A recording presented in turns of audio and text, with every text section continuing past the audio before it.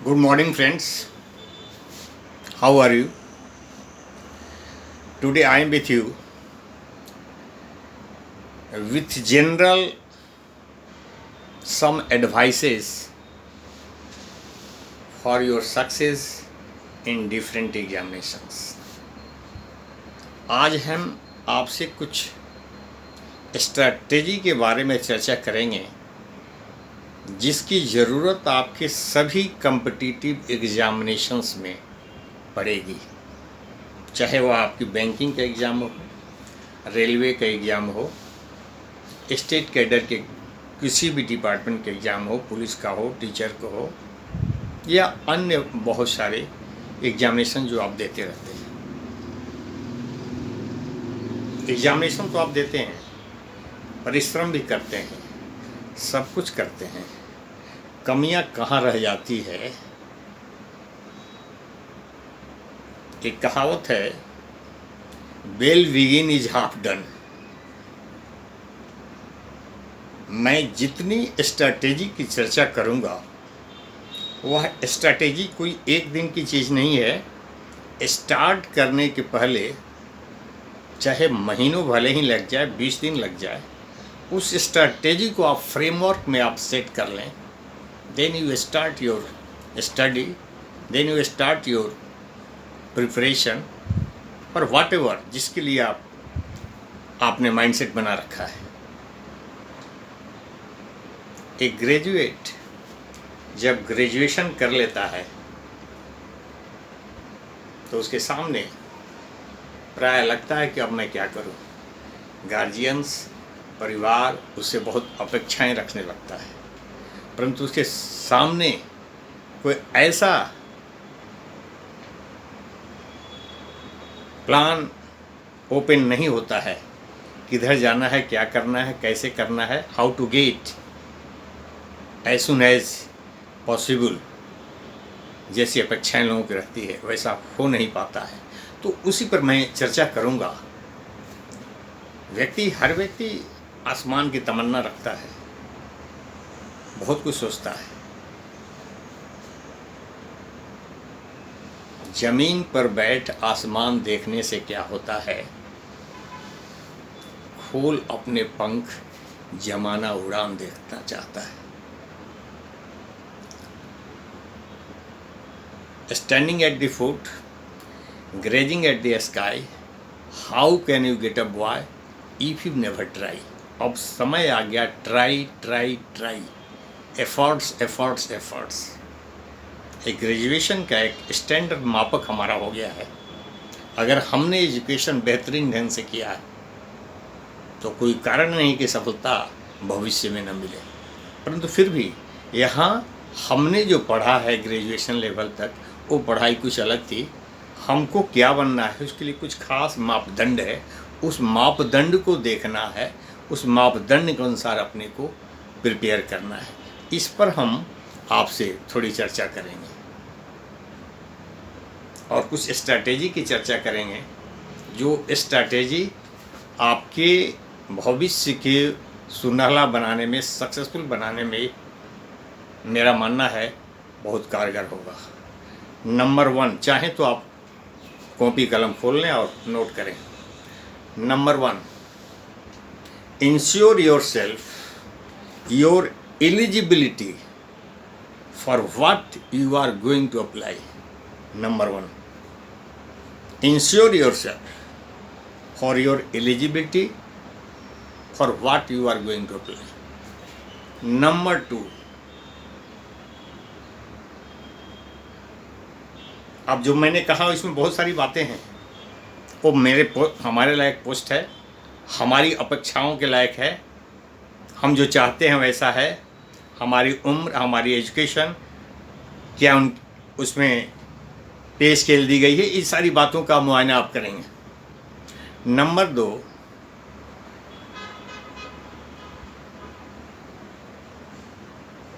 Find out और study the prescribed course, the prescribed subject matters for the examination to be held in future. भविष्य में उससे संबंधित होने वाली परीक्षा कि प्रेस्क्राइब टॉपिक्स क्या होगी, कौन सी सब्जेक्ट, कौन से टॉपिक्स पर परीक्षा ली जाएगी। ये बहुत महत्वपूर्ण है। ये आपको लग सकती है सर ये क्या बता रहे हैं, बहुत सिंपल बातें बता रहे हैं। निश्चित सिंपल बातें हैं, परंतु ये सिंपल बातें आपको थोड़ी सी असावधानी से आपको बहुत मुसीबत में डाल सकती है, और आपने फॉलो किया तो आपको बहुत तेज़ी से आगे ले जा सकती है। तो know the prescribe topics for which आपको इसके लिए एग्जामिनेशन ली जाएगी।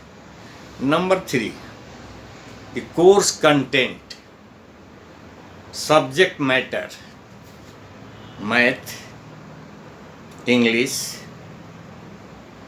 जीके या अदर्स व्हाटएवर, किन किन सब्जेक्ट पर क्वेश्चन पूछे जाएंगे, कितने मार्क्स के होंगे। नंबर 4, ये क्वेश्चन जो होंगे क्या सब्जेक्टिव होंगे या ऑब्जेक्टिव होंगे, कितने नंबर के और कितने टाइम के होंगे। हम इस पर और थोड़ा चर्चा करेंगे आपके लिए। ये छोटी चीज़ें, बातें 4-5 जो बताएं, इसको जानना बहुत ज़रूरी है। 6, ट्राई टू ऑब्टेन, ट्राई क्या, मिल ही जाएगा, कुछ पोस्ट से for example in railway for your station master के लिए एग्ज़ाम देने जा रहा है। तो स्टेशन मास्टर के एग्ज़ाम कोई पहली बार नहीं हो रहा जा रहा है, बहुत बार हो चुके हैं। उससे संबंधित कम से कम 10 वर्षों का क्वेश्चन आंसर आप ऑब्टेन कर लें। 7वां, कोर्स कंटेंट्स के कंटिन्यूअस स्टडी के क्रम में, स्टडी तो आप कर रहे हैं कोर्स कंटेंट्स का, पिछले 10 साल का जो क्वेश्चन किए गए हैं उसको आप हल करें। That will help you in your improving your confidence. आपको कॉन्फिडेंस को बढ़ाएगा क्वालिफाई करने का, आपको बहुत बेहतरीन महसूस होगा कि we are doing something. Next,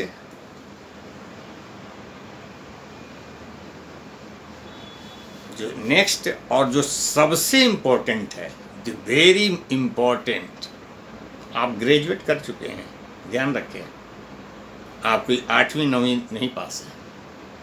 graduation एक मानक है कंट्री में।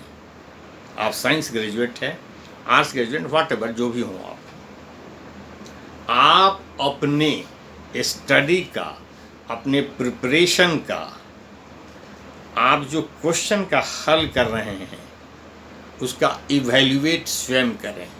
आपसे बढ़कर आपका इवैल्यूएटर दूसरा कोई हो ही नहीं सकता। आप किसी साल का क्वेश्चन हल करें, उस जो टाइम दिया उतने ही टाइम में हमको 60 मिनट्स में करना है। 60 मिनट देखें आप कितना कर पा रहे हैं, हाउ मच। अगर 100 क्वेश्चन है, 80 क्वेश्चन है, 60 क्वेश्चन है, तो कितना कर पा रहे हैं ईमानदारी से, घड़ी रख करके। और जब आपने कर लिया तो उसके आंसर से उसको मिलाएं, कितना आप करेक्ट कर रहे हैं। इसमें आपसे बेहतर एवेल्युएटर कोई हो नहीं सकता है। और इस एक्सरसाइज का रिपीटेशन करें, इस एक्सरसाइज का रिपीटेशन करें।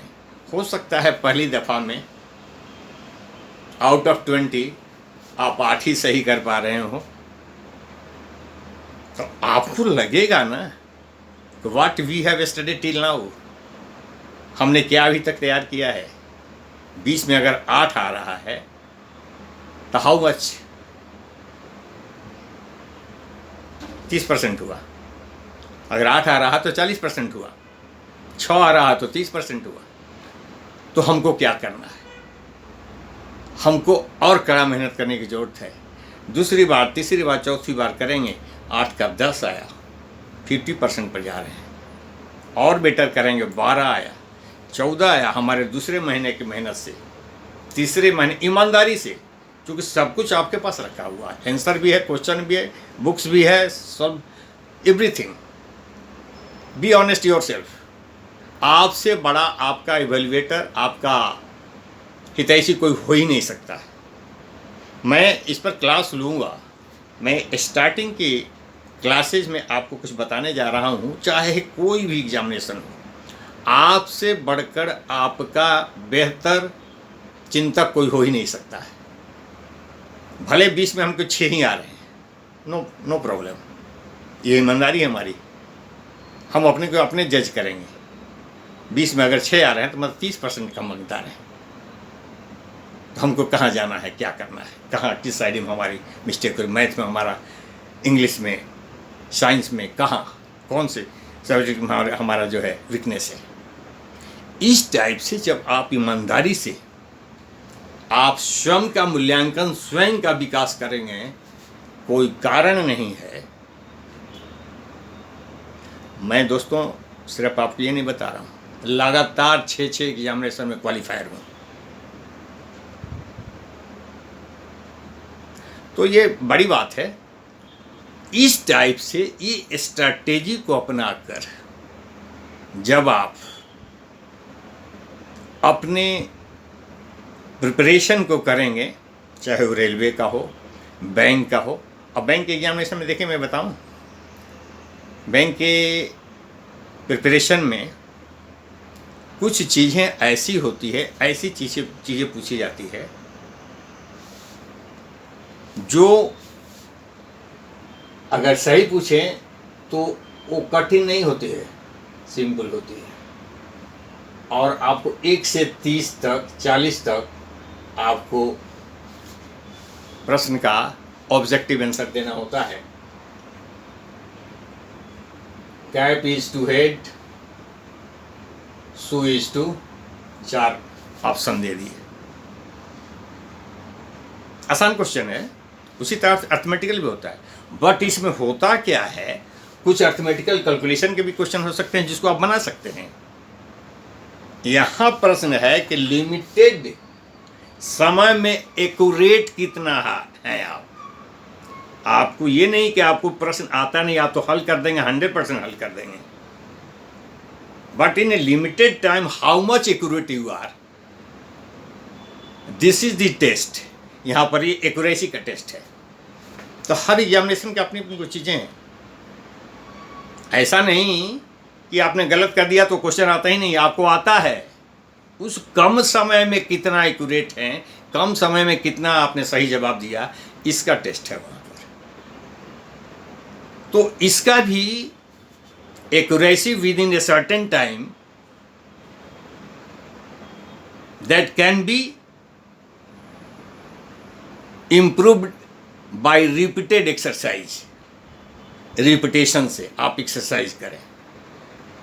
तो ये कुछ बेसिक स्ट्रैटेजी की मैंने चर्चा की। आप चाहे टीचर्स एलिजिबिलिटी टेस्ट देने जा रहे हों, पुलिस इंस्पेक्टर का टेस्ट देने जा रहे हों, बैंकिंग के डिफरेंट पोस्ट का टेस्ट देने जा रहे हों, रेलवे के डिफरेंट टेस्ट देने जा रहा हो, स्टेट गवर्नमेंट का बहुत सारे लेवल के परीक्षाएं होती है, अदर देन गस्टेड बीपीएससी की मैं छोड़ दूं, तो उसमें बहुत सारे ऐसी चीज़ होती हैं जहां इसकी ज़रूरत है इस सबकी है। बट मैं इनकी बातें करते हैं, ये स्ट्रैटेजी जो मैंने बताई, इसको आपने अडॉप्ट कर लिया बिल्कुल टू द पॉइंट, ये हर जगह आपको काम करेगा। फिर self assessment is the best assessment. Thank you दोस्तों। मुझे उम्मीद है ये छोटा सा स्ट्रैटेजिकल एडवांटेज की जो बातें मैंने कही पसंद आई हो। तो चैनल को सब्सक्राइब भी करेंगे, वीडियो को शेयर एंड लाइक ज़रूर करेंगे। फिर हम अगले वीडियो में आपके कॉम्पिटिटिव एग्ज़ाम से संबंधित बहुत सारी चीज़ें को हम चर्चा करेंगे। आपको कुछ अगर पूछना हो तो कमेंट्स में आप डाल सकते हैं। Thank you. Next video.